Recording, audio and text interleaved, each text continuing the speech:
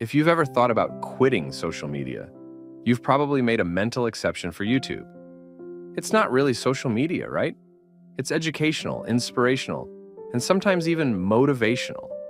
You can justify it because it feels productive, or at least less wasteful than doom scrolling on Instagram or Twitter. But the problem isn't the occasional tutorial or intentional search. The problem lies in the endless suggestions, autoplay rabbit holes, and hypnotic scroll of shorts. These features are designed to trap you, to keep you watching just one more video. And before you know it, your free time has evaporated into thin air. But let's be honest for a second. How much of your time on YouTube is genuinely useful? Maybe you learned how to fix a leaky faucet once, or cooked an amazing recipe. That's great. But let's not pretend those moments make up the bulk of your YouTube history. For most of us, the reality is far less flattering. We spend hours jumping between clips of celebrity interviews, random comedy sketches, gaming highlights, and yes, the dreaded YouTube Shorts that somehow manage to consume hours in 15-second increments. One day I hit my breaking point. I couldn't shake the feeling that I was letting my life drift by, one autoplay video at a time. Frustrated, I resolved to quit YouTube completely. No exceptions, no compromises.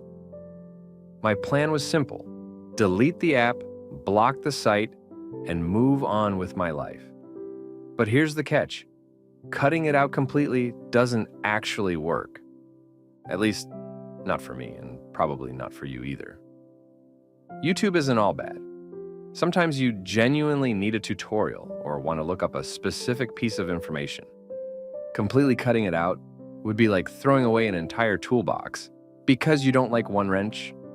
So instead of quitting outright, I devised a system. It's not about saying goodbye to YouTube forever. It's about taking control of how and why you use it. And if you're tired of wasting time on the platform, these systems might just work for you too. Step 1. Understand the algorithm's game. The first step to breaking your YouTube addiction is to recognize the nature of the beast. YouTube doesn't just suggest videos, it studies you. It learns your habits, your preferences, and even your weaknesses. It knows when you're most likely to click on a late-night comedy sketch or binge an entire playlist of motivational speeches. But here's the kicker.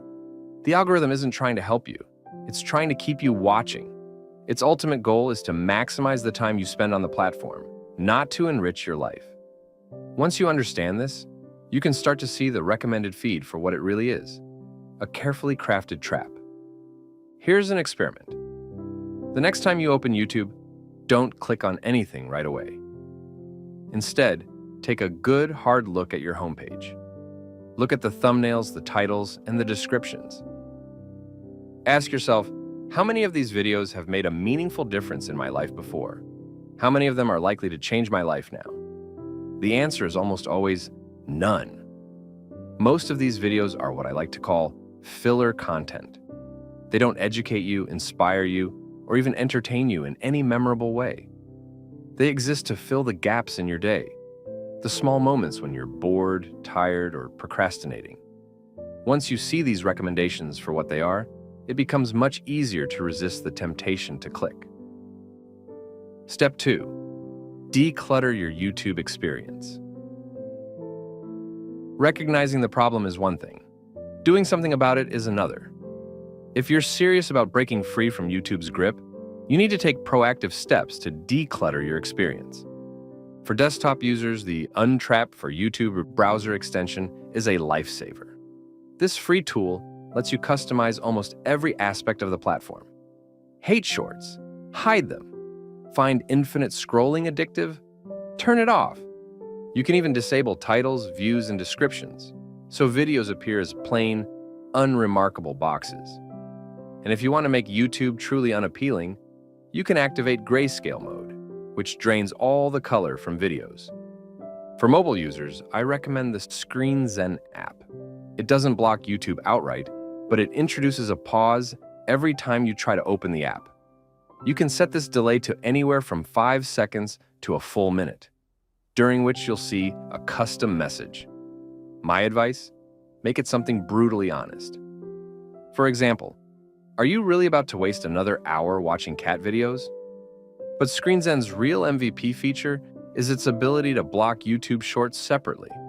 If you've ever fallen into the black hole of Shorts, you know how dangerous they can be. This app gives you a second chance to stop yourself before you get sucked in. Step 3. Replace the habit. Habits can't just be erased. They need to be replaced with something more meaningful. When you start cutting back on YouTube, you'll suddenly have extra free time. The big question is, how will you use it? This could be your chance to start that creative project you've been putting off, writing a book, launching a podcast, or picking up a paintbrush. Or, if creativity isn't your thing, consider learning something new, like taking an online course, trying a musical instrument, or exploring a hobby. If you've been too sedentary, use this time to move your body. Yoga, running, or even dancing in your living room can be a refreshing change. Or reconnect with nature. Take a walk in the park, go hiking, or simply enjoy the outdoors. Don't forget to nurture relationships too. Call a friend, visit family, or meet someone new. Real-life connections are far more fulfilling than endless videos. The goal isn't to eliminate entertainment completely. It's to balance it with activities that bring joy, growth, and lasting fulfillment. Step 4. Make YouTube work for you. Once you've cut back on your YouTube usage, you can start using the platform intentionally.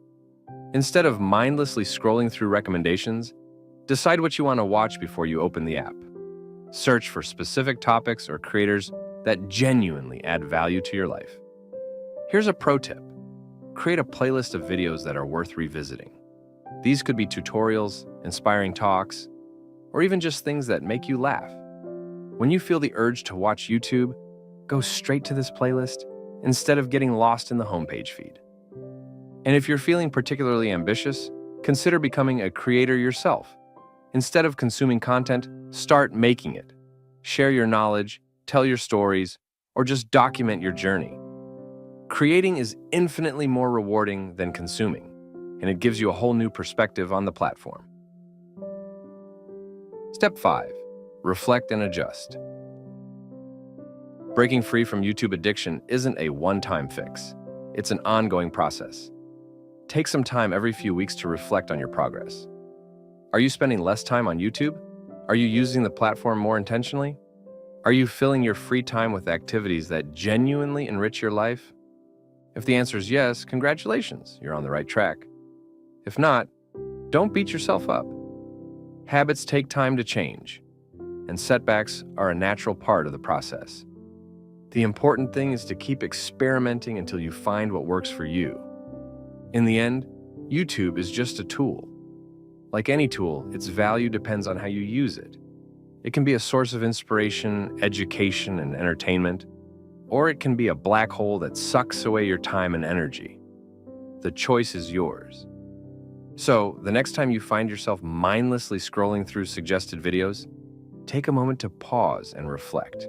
Remember, you're in control, not the algorithm. And with a little effort, you can turn YouTube from a time sink into a valuable resource. Oh, and one last thing. If you found this guide helpful, consider subscribing to this channel. Feel free to support with likes, shares, and encouraging words. Your support means the world and is always appreciated. Thanks for watching.